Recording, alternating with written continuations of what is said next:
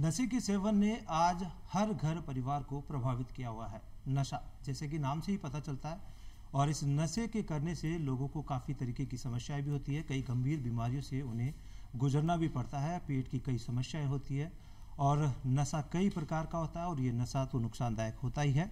कुछ इन्हीं चीज़ों को लेकर आज हमारे साथ जुड़े हैं गैस्ट्रोएंटेरोलॉजी जयपुर विभाग के अध्यक्ष डॉक्टर मुकेश कुमार जैन। जयपुर एसएमएस अस्पताल के ये विशेषज्ञ हैं, और इनको लेकर हम आज जो नशा है उनको लेकर, नशे से होने वाले नुकसानों को लेकर आज हम इनसे चर्चा करेंगे। डॉक्टर साहब, सबसे पहले तो आपका हमारे बीच बहस कार्यक्रम में बहुत बहुत स्वागत है। दूरदर्शन के दर्शकों का नमस्कार करता हूँ। डॉक्टर साहब, सबसे पहले हमारा आपसे एक सामान्य सा क्वेश्चन ये रहेगा कि आज नशा चाहे किसी भी तरीके का हो, हर व्यक्ति या ये कह सकते हैं कि कोई न कोई व्यक्ति इससे जुड़ा हुआ जरूर रहता है, चाहे वह नशा किसी भी रूप में निकल कर सामने आता हो। तो इस नशे से बचने को लेकर किस तरीके के प्रयत्न किए जाते हैं, और क्या जो निष्कर्ष है, या ये कहें कि ये जो लोग नशा कर रहे हैं इससे किस तरीके से बचा जा सकता है? देखिए, जो लोग नशा कई रूप में करते हैं, हमारे यहाँ नशे कई तरीके से किया जाता है। कई बार हम जानते हैं नशे में के रूप में लोग या तो शराब का सेवन करते हैं, स्मोकिंग करते हैं, स्मोकिंग के अलावा स्मोकलेस नशा भी करते हैं, जिसमें गुटखा खाना, तंबाकू खाना, ये सब आता है। जब इंसान को ये आदत लग जाती है तो नशे के बिना रह नहीं पाता है, और नशे से शरीर में काफ़ी दुष्प्रभाव होते हैं। जहाँ तक छोड़ने का सवाल है, नशा छोड़ने का सवाल है, तो मैं सोचता हूँ एक तो सबसे पहले जो नशे के आदी लोग हैं उनको अपना फर्म निर्णय करना चाहिए कि मैं छोड़ना चाहता हूँ। उनके परिवार का उनको सपोर्ट चाहिए होता है, फैमिली को उनका सपोर्ट करना चाहिए। इसके लिए उनको डॉक्टर्स के पास जाना चाहिए, वहाँ उनकी काउंसलिंग की जाती है। काउंसलिंग में उनको समझाया जाता है, फैमिली की काउंसलिंग की जाती है। इसके अलावा जब इंसान जब नशे को छोड़ने की कोशिश करता है तो कई बार कई नशे ऐसे होते हैं उनका विड्रॉल सिम्टम आते हैं, तो उससे उनको बार बार नशा लेने की इच्छा करती है। लेकिन ऐसी स्थिति में उनको कुछ दवाएं दी जाती हैं, और उनके लिए वो फिर आसान हो जाता है छोड़ना। ये कुछ हफ्तों की प्रॉब्लम होती है, उसके बाद वो नॉर्मल ज़िंदगी बिना नशे के भी जी सकते हैं। डॉक्टर साहब, जो नशे की आदत है लोगों में, और इसका सेवन करने से वो लोग इससे पीड़ित रहते हैं या कहें कि प्रभावित रहते हैं, तो अगर वो जो नशा है लगातार लेते रहते हैं तो जाहिर सी बात है कि वो नशा पेट में जो ड्रिंक वगैरह करते हैं या स्मोकिंग वगैरह करते हैं तो वो पेट में जाएगी, और पेट को लेकर कई विकार निकल कर सामने आएंगे। तो पेट की बीमारियों को लेकर अगर बात की जाए तो किस तरीके की बीमारियां निकल कर सामने आएगी? सबसे पहले मैं शराब सेवन के बारे में बताना चाहता हूँ जी। लोग जब शराब का सेवन करते हैं तो ऐसा शरीर का कोई भी अंग नहीं है जहाँ शराब का दुष्प्रभाव नहीं होता है। जब भी शराब का सेवन किया जाता है तो हमारे यहाँ माना गया है कि जब लोग 10, 12, 15 साल तक लगातार 40 से 60 ग्राम यदि अल्कोहल की मात्रा लेते हैं तो उनका लीवर खराब होने की संभावना रहती है। तो सबसे पहले अफेक्टेड ऑर्गन लीवर ही होता है। लीवर में शुरुआती दौर में कम इफेक्ट आता है, जिसको हम फैटी लीवर या एल्कोहलिक हेपेटाइटिस कहते हैं। इसके बाद वो सिरोसिस हो जाता है, लीवर फेलियर हो जाता है, इरिवर्सिबल डैमेज आ जाता है लीवर में, और लीवर अपना काम करना बंद कर देता है, जिससे पेट में पानी भर जाता है। कई बार यहाँ की भोजन नली की नसें फूल जाती है, जिससे खून की उल्टी होती है, मरीज को कई बार बेहोशी आ जाती है, इवन गुर्दे पर भी असर आता है। दूसरा ऑर्गन इससे अफेक्टेड होता है पैनक्रियाज। कई लोग जो रोज अल्कोहल लेते हैं या बार बार लेते रहते हैं, उनको अल्कोहल से पैनक्रियाज पे सूजन आ जाती है, जिसको हम पैनक्रियाटाइटिस कहते हैं, और ये काफ़ी सीवियर बीमारी होती है। इसमें पूरे हाथों पे सूजन आ जाती है, और कई बार मरीज की मृत्यु भी हो जाती है सीवियर पैनक्रियाटाइटिस में। और जब बार बार पैनक्रियाटाइटिस होती है तो क्रॉनिक पैनक्रियाटाइटिस में कन्वर्ट हो जाती है, जिससे पेशेंट को बार बार लूज मोशन होना, माल एब्जॉर्प्शन होना, डायबिटीज़ होना, शुगर लेवल का फ्लक्चुएशन करना, ये होता है। तीसरा ऑर्गन आता है इम्पोर्टेंट, इसमें हार्ट पर असर करती है। अल्कोहल से हार्ट पर भी काफ़ी असर पड़ता है। इससे हार्ट की जो गति होती है उसमें हृदय गति पर फर्क पड़ता है, वो कम ज़्यादा होती है, उसको हम अरिदमिया बोलते हैं, वो हो जाते हैं। कई बार हार्ट फेलियर हो जाता है, हार्ट को ज़्यादा पंपिंग प्रेशर करना पड़ता है। हार्ट की जो हमारे शरीर की जो वेसल्स होती हैं उनमें सिकुड़न आ जाती है, बीपी बढ़ जाता है, इससे हार्ट अटैक होने की संभावना बढ़ जाती है। और नेक्स्ट ऑर्गन है जिसमें ब्रेन, जो हमारा ब्रेन है उसकी में भी उसी तरीके से जिस तरह से हार्ट पर असर आते हैं उसी तरह ब्रेन में असर आते हैं, जिससे वो ब्रेन की नसें सिकुड़ने लग जाती हैं। नशा करने वाले लोगों की याददाश्त कम हो जाती है और उनको लकवा होने की संभावना रहती है। दूसरा मैं बात करना चाहूँगा स्मोकिंग के बारे में। लोग स्मोकिंग करते हैं, सिगरेट स्मोकिंग, बीड़ी स्मोकिंग, ये देखने में ऐसा लगता है कि हम केवल स्मोकिंग कर रहे हैं और केवल फेफड़ों को नुकसान कर रहा है। ऐसा नहीं है, स्मोकिंग भी हमारे शरीर के हर अंग को लगभग प्रभावित करती है। फेफड़ों में, हमारे मुंह के थ्रू, फेफड़ों में, गले में, ये तो डायरेक्ट जाती है। जो स्मोक जाता है धुआं, उससे डेफिनेटली डायरेक्ट डैमेज होता है, जिसको हम कई बार हमारी भाषा में COPD बोलते हैं। COPD का मतलब ये होता है कि उनका लोगों को सांस खांसी होना, सांस फूलना, अस्थमा होना, ब्रोंकाइटिस होना, ये सब हो जाते हैं और उनका फेफड़े इरिवर्सिबली डैमेज हो जाते हैं कुछ समय बाद। इसके अलावा मुंह का कैंसर, भोजन नली का कैंसर, पेनक्रियाज का कैंसर, कोलोन का कैंसर, ब्रेस्ट कैंसर, ये सब स्मोकिंग से होते हैं। दूसरा, स्मोकिंग से हार्ट और ब्रेन पर वो भी बहुत ज़्यादा इफेक्ट पड़ते हैं। जो लोग स्मोकिंग करते हैं उनकी जो हार्ट की नसें होती हैं, जो ब्लड वेसल्स होती हैं, जो ब्लड को इधर पहुंचाती हैं, वो हार्ड हो जाती हैं, रिजिड हो जाती हैं, जिससे उनमें ब्लड प्रेशर बढ़ जाता है और हार्ट अटैक की संभावना बहुत ज़्यादा बढ़ जाती है। दूसरा, जो स्मोकिंग करते हैं लोगों में एसिडिटी, पेट में भारीपन रहना, कॉन्स्टिपेशन रहना, इस तरह की समस्याएं भी होती हैं। डॉक्टर साहब, बच्चों की अगर बात की जाए तो जंक फूड है, उनका प्रचलन लगातार बढ़ता जा रहा है और बच्चे लोग इनको आमतौर पर देखे जा सकते हैं कि थड़ी ठेले या फिर कहीं बड़े जो जगह है वहाँ पर इसका यूज़ करते हैं, यहाँ से लाके उनको खाते हैं, जहाँ इनकी कोई कैटेगरी डिसाइड नहीं की जाती है और इनका सेवन वो लगातार करते हैं और उनके में पेट की जो बीमारियाँ हैं वो भी देखने को मिलती है और आगे जाकर वो बड़ी बीमारियों में कन्वर्ट हो जाती है। तो उनको लेकर क्या राय है आपकी?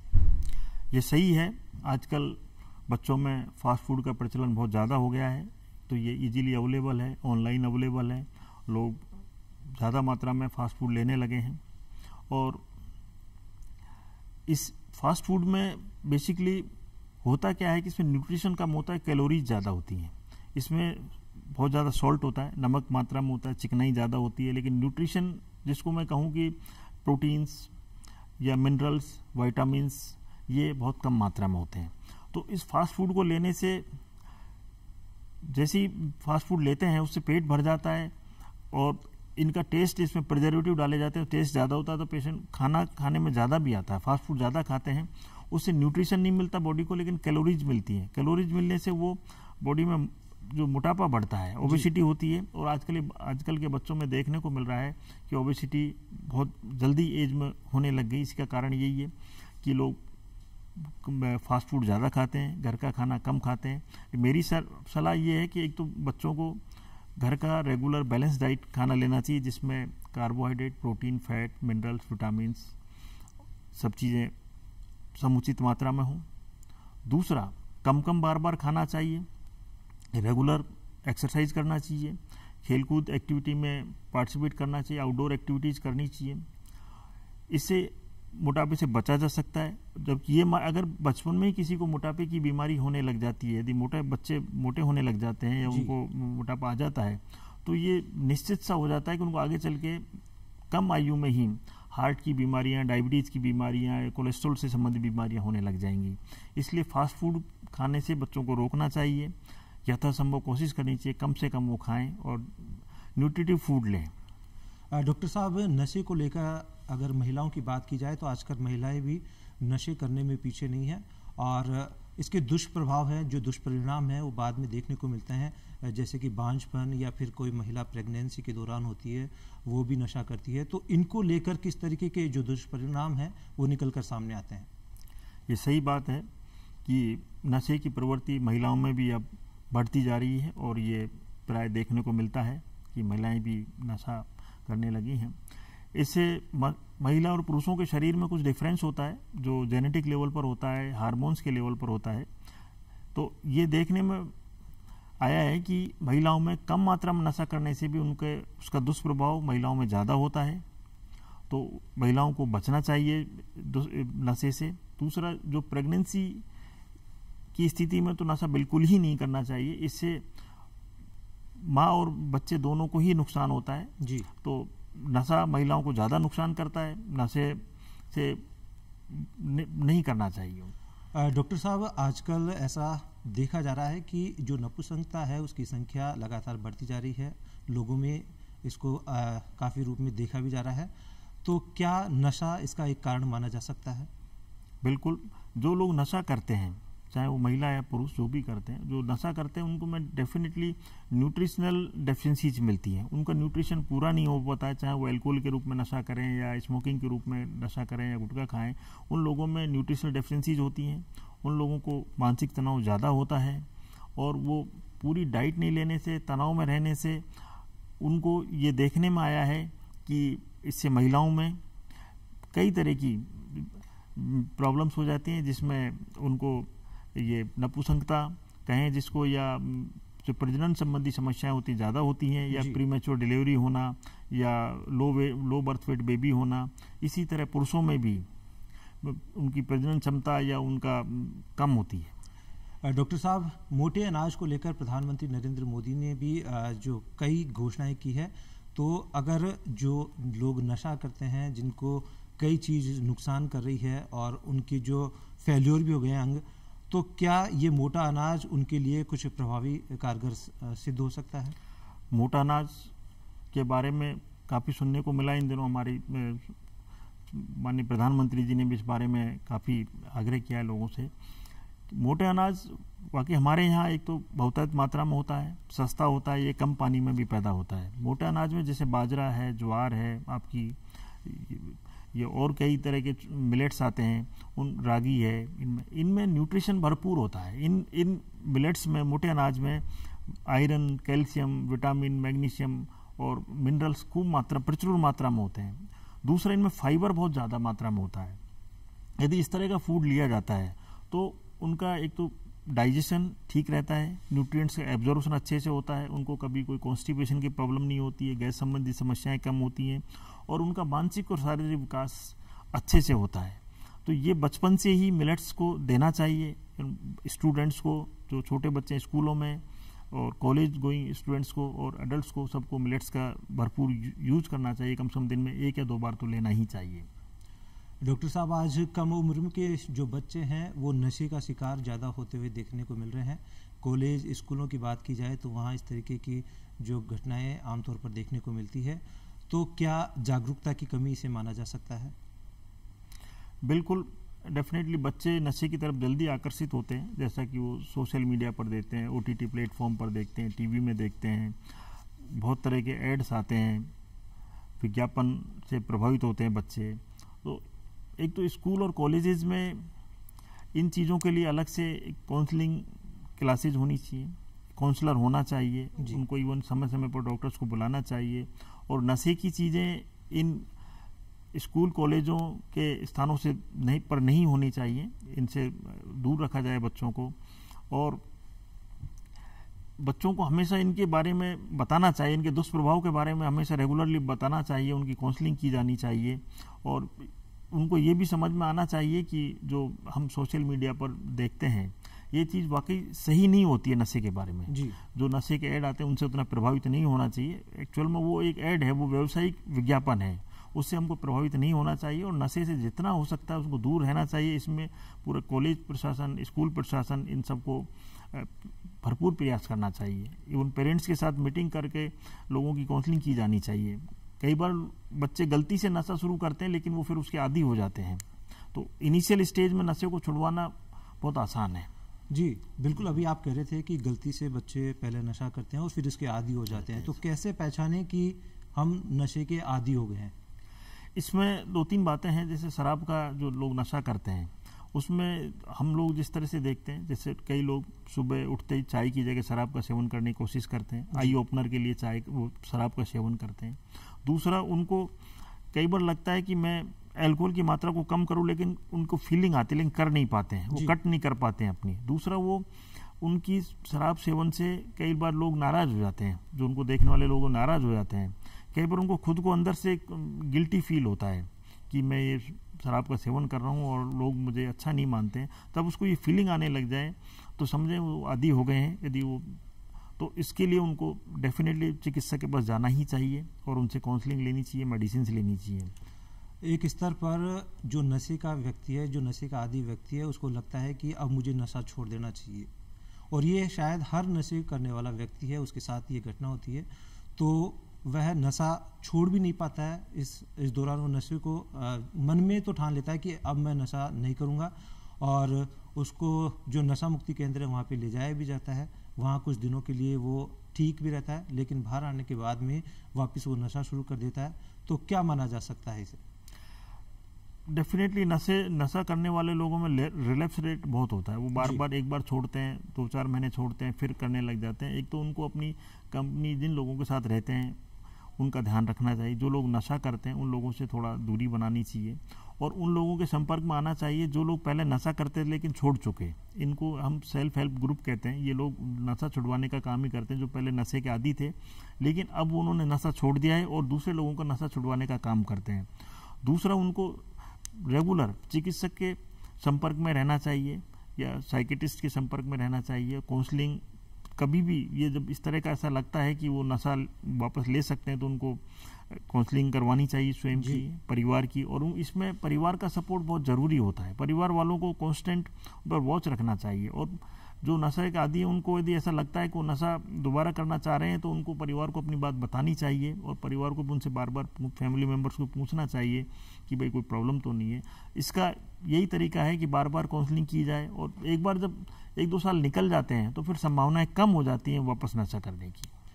डॉक्टर साहब, आजकल मोटापा है वो पेट रोग का मुख्य कारण माना जा रहा है, तो जो मोटे लोग हैं उनको लेकर आप किस तरीके की नसीहत देंगे? बिल्कुल, हमारे यहाँ जहाँ तक गैस्ट्रोलॉजी का सवाल है जी, ओबेसिटी जो मोटापा है बहुत कॉमन हो गया है, और मोटापे की वजह से बहुत सारी बीमारियाँ होती हैं जिनको, जैसे हम जानते हैं, हार्ट की बीमारियाँ हैं, दिमाग की बीमारियां हैं, ब्रेन की डिजीज़ हैं, किडनी, ये तो होती हैं। लेकिन गैस्ट्रोलॉजी में भी इससे बहुत ज़्यादा बीमारियां होती हैं। सबसे पहले तो मैं बताना चाहूँगा कि जैसे अल्कोहल से लीवर डैमेज होता है, इसी तरह ये मोटापे से, जिसको हम non alcoholic fatty liver disease कहते हैं, इससे भी लीवर डैमेज होता है। आजकल ये वर्ल्ड में मोस्ट कॉमन कॉज हो गया है लीवर डैमेज होने का। और पहले लीवर में सूजन आती है जिसको हम हेपेटाइटिस कहते हैं, जिसको non alcoholic fatty liver disease, फिर वो हेपेटाइटिस में कन्वर्ट हो जाता है। इसके बाद वो CLD हो जाता है, क्रोनिक लीवर डिजीज हो जाता है, सिरोसिस होने लग जाता है। सिरोसिस होने से इरिवर्सिबल डैमेज हो जाता है, उसको डैमेज को वापस रिवर्सिबल नहीं किया जा सकता है। तो ऐसे केसेज में लीवर ट्रांसप्लांटेशन करवाना पड़ता है। इसलिए ये ध्यान रखा जाए कि ओबेसिटी को नहीं होने दिए जाए। और ये जो ओबेसिटी, या मैं जिसको कहूँ फैटी लीवर जो होता है, वो जिन लोगों को डायबिटीज होती है, जिनको डिस्लिपिडीमिया होता है, जिनको हाइपरटेंशन होता है, जिनको जो फास्ट फूड खाते हैं उन लोगों में ज़्यादा होता है। इसलिए इनको शुरुआत में ही इसको कंट्रोल किया जाए। इसका तरीका यही है कि कम बार बार खाना खाया जाए, रेगुलर एक्सरसाइज की जाए, अपना वेट मेंटेन किया जाए, रात को खाना टाइम से खाया जाए ताकि उसको पचने का पूरा समय मिले, और न्यूट्रिटिव डाइट लें, एक बैलेंस डाइट लें जिसमें सभी चीज़ों का मिश्रण होना चाहिए, protein, carbohydrate and fat and minerals and water. जी डॉक्टर साहब, फाइबर क्या है और इसके फायदे क्या होते हैं? फाइबर, हमारे भोजन में फाइबर होता है जो इनसॉल्यूबल होता है, और वो डाइजेस्ट नहीं होता है, वो आंतों में एब्जॉर्व नहीं होता है, लेकिन ये हमारे यहाँ वाटर कंटेंट को एब्जॉर्व करता है, और इससे, और हमारे जो भोजन का जो फाइबर होता है वो एब्जॉर्प्शन को बढ़ाता है और वाटर कंटेंट को एब्जॉर्व करता है, जिससे हमारे यहाँ कॉन्स्टिपेशन नहीं होता है, डाइजेशन प्रॉपर होता है। और रोज़ एटलीस्ट फाइबर इन सब में होता है। फल खाते हैं, सलाद खाते हैं, आप मिलेट्स लेते हैं, इन सब में, और इवन जो हमारा जो फ्लर होता है, आटा होता है जो बिना चना, उसमें सब फाइबर होता है, उसको लेना चाहिए। और ये माना गया है कि 25 से 30 ग्राम जो फाइबर डेली लेना चाहिए, जिससे आपको तो विटामिन्स का, मिनरल्स का एब्जॉर्प्शन अच्छा होता है, और कभी भी डाइजेशन अच्छा होता है, और कॉन्स्टिपेशन नहीं होता है। जी डॉक्टर साहब, सबसे आम समस्या आजकल देखने को मिल रही है एसिडिटी, और ये एसिडिटी जो नशा करते हैं उन लोगों में भी पाई जाती है और जो नशा नहीं करते हैं उन लोगों में भी पाई जाती है। तो दोनों में किस तरीके का डिफरेंट होता है, क्योंकि आगे जाके ये एक बड़ी बीमारी का रूप भी ले लेती है?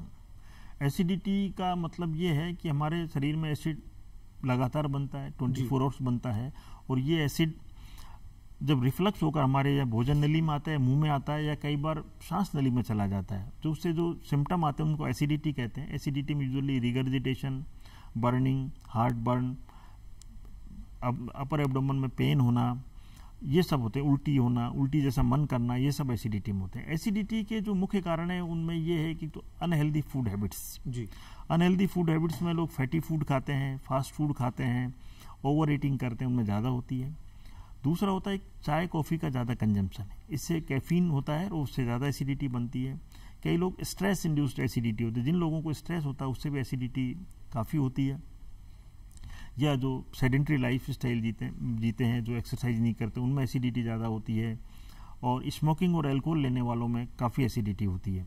तो एक तो मील्स को स्किप नहीं करना, जो लोग भूखे रहते हैं या लंबे समय तक खाना नहीं खाते हैं उनको भी एसिडिटी की प्रॉब्लम रहती है। इसी तरह से जो नशा करते हैं उन लोगों में वो खाना, जो नशा करने वाले लोग खाना कम खाते हैं, भूखे लंबे समय रहते हैं, या न्यूट्रिशन उनको प्रॉपर नहीं मिल पाता है, तो उससे एसिडिटी होने की पूरी संभावना रहती है। तो इससे बचने के लिए आपको मैं यही कहना चाहूँगा कि कम से कम दिन में 3 या 4 बार खाना खाया जाए, कम बार लिया जाए, एक न्यूट्रिटिव फूड लिया जाए, पर्याप्त मात्रा में पानी पिया जाए, खाना समय पर खाया जाए। इवन जो डिनर टाइम है वो एटलीस्ट आप जब सोने जाते हैं उससे 2 घंटे पहले आपका कंप्लीट हो जाना चाहिए। ऐसा नहीं खाना खाए और आप सो गए जी, उससे आपको एसिडिटी की संभावना होती है। कई बार रात में लोग कंप्लेन करते हैं कि साहब हमारे मुंह में पानी आता है, खट्टा पानी आता है, या जलन होती है। तो इसका कारण यही है, लोग कम पानी पीते हैं, खाना खाते हैं और सो जाते हैं। और एक रेगुलर एक्सरसाइज ज़रूर करना चाहिए। इससे आपको बेसिकली डाइजेशन सिस्टम पर ही नहीं, इससे आपको शरीर के हर ऑर्गन पर बेनिफिट होता है। जैसे हार्ट डिजीज़ हैं, रीनल डिजीज़ हैं, ब्रेन डिजीज़, इन सब में इनका फ़ायदा मिलता है घूमने का, एक्सरसाइज करने का। डॉक्टर साहब, कुछ लोग हैं वो ये कहते हैं कि हम ओकेजनली नशा करते हैं, या ये कहते हैं कि हम जो ड्रिंक है वो करते हैं ओकेजनली। तो क्या उन लोगों को भी जो पेट की बीमारियां हैं उनका डर है? देखिए नशे को किसी भी मात्रा में जायज़ नहीं ठहराया जा सकता है जी। हालांकि लोग, हम यही सलाह देना चाहेंगे नशा नहीं करना चाहिए या मिनिमम करना चाहिए। ऐसा ओकेजनल कम मात्रा में नशा करने से बीमारियों को उतनी संभावना नहीं रहती, जिनसे जो लोग रोज़ नशा करते हैं उनके मुकाबले उनको कम संभावनाएं रहती हैं। लेकिन हाँ, कुछ बीमारियां हैं जो ओकेजनल नशा करने पर भी हो जाती हैं, जैसे पेनक्रेटाइटिस है, एसिडिटी है, वॉमिटिंग है, ये सब कभी कभी नशा करने पर भी हो जाती हैं। डॉक्टर साहब, समय का अभाव है और हम आपसे एक अंतिम क्वेश्चन ये जानेंगे कि जो लोग नशा करते हैं उनको लेकर आप क्या संदेश देंगे? मैं नशे के बारे में यही कहना चाहूँगा, नशा एक दुर्व्यसन है, इससे हमें बचना चाहिए। नशे से आदमी का शारीरिक, मानसिक, सामाजिक और आर्थिक नुकसान होता है, और इवन परिवार में बिखराव आ जाता है। उनका आर्थिक नुकसान इतना ज़्यादा होता है कि वो अपने आप को संभाल नहीं पाते हैं। इसलिए मैं तो यही कहना चाहूँगा कि नशे से यथासंभव जितना वो दूर रहा जाए, और अपने जानने वालों को, अपने परिवार वालों को भी नशे से दूर रहने के लिए सलाह देनी चाहिए। धन्यवाद डॉक्टर साहब, आज हमारे बीच बहस कार्यक्रम में जुड़े और आपने दर्शकों तक जो इम्पोर्टेंट बातें हैं वो आपने रखी। नशे को लेकर आजकल ये साफ तौर पर देखने को मिल रहा है कि हर परिवार, या यूँ कहे कि हर घर इससे पीड़ित नज़र आ रहा है। घर का एक सदस्य भी अगर नशा करता है तो उसका पूरा हर्जाना उसके परिवार को भुगतना पड़ता है। और साथ ही ये भी देखने को मिलता है कि जो नशा करते हैं उसको लेकर कई दिक्कत, उस व्यक्ति को कई समस्याओं का सामना भी करना पड़ता है। और या यूँ कहें कि महिलाएं भी आजकल इसका सेवन ज़्यादा करती हुई दिख रही है, तो उनमें भी कई बीमारियां, बांझपन और इस तरीके की जो समस्या हैं वो उनमें आमतौर पर देखने को मिल रही है। और डॉक्टर साहब से लगातार वो लोग भी संपर्क करते हैं और इसको लेकर इनसे कई चीज़ें को डिस्कस भी करते हैं। बीच बहस में फ़िलहाल इतना ही, हमें दीजिए इजाज़त, नमस्कार।